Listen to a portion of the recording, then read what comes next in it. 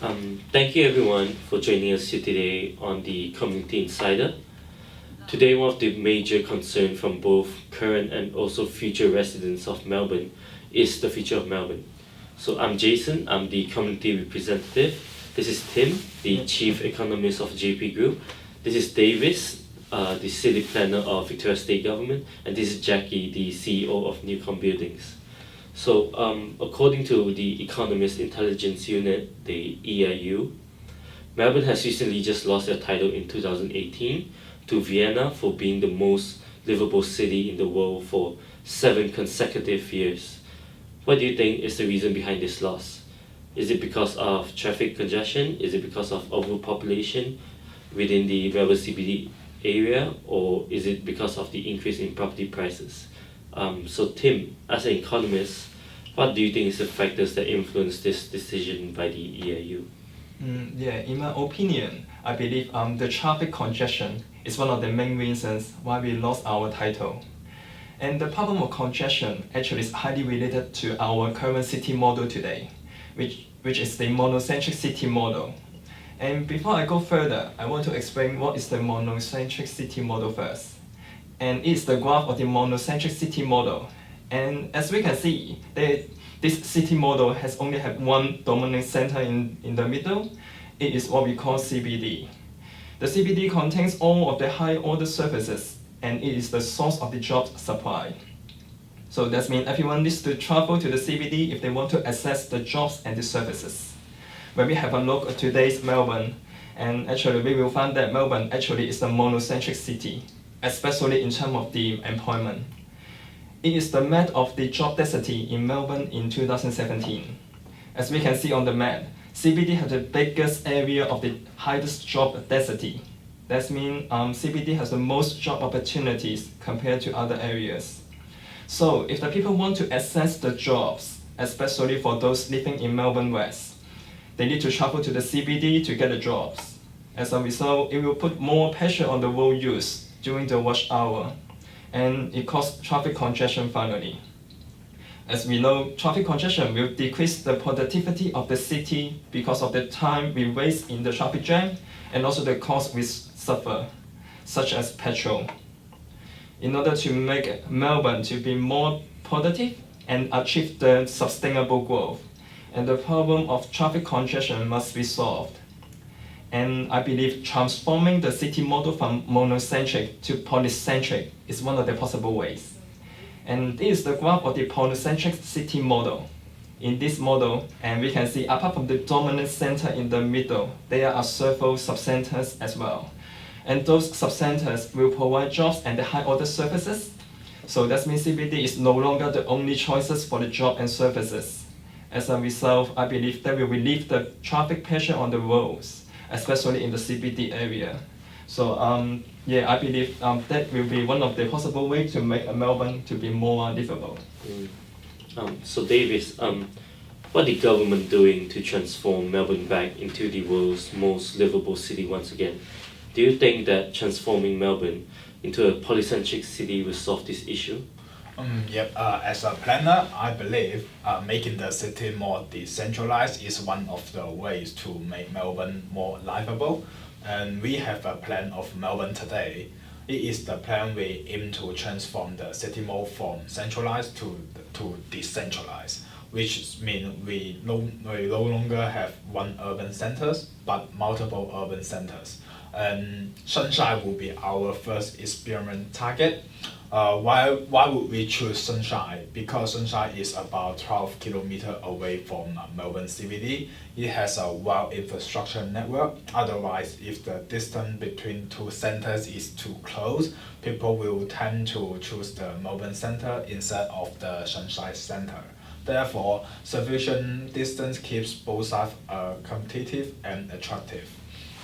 Our first project is NEIC, which full name is National Employment and Innovation Clusters, which function is diverse activities in the fields of international education, medical technology, science, business service, and so on. This industry are the future of the Victorian economic and are expected to offer significant growth in jobs close to where people live.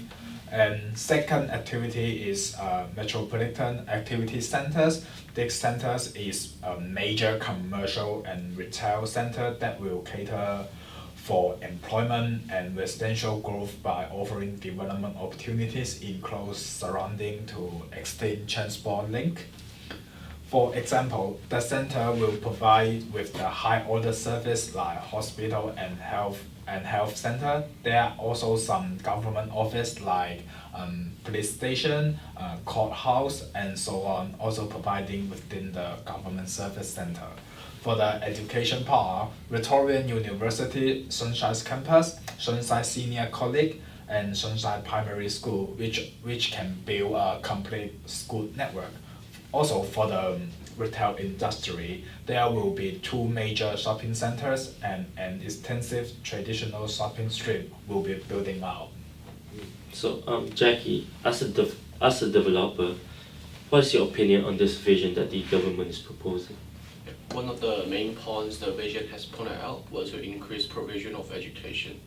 Currently, Victoria University has 2 campuses in Sunshine, as well as a Western Center for Health, Research and Education.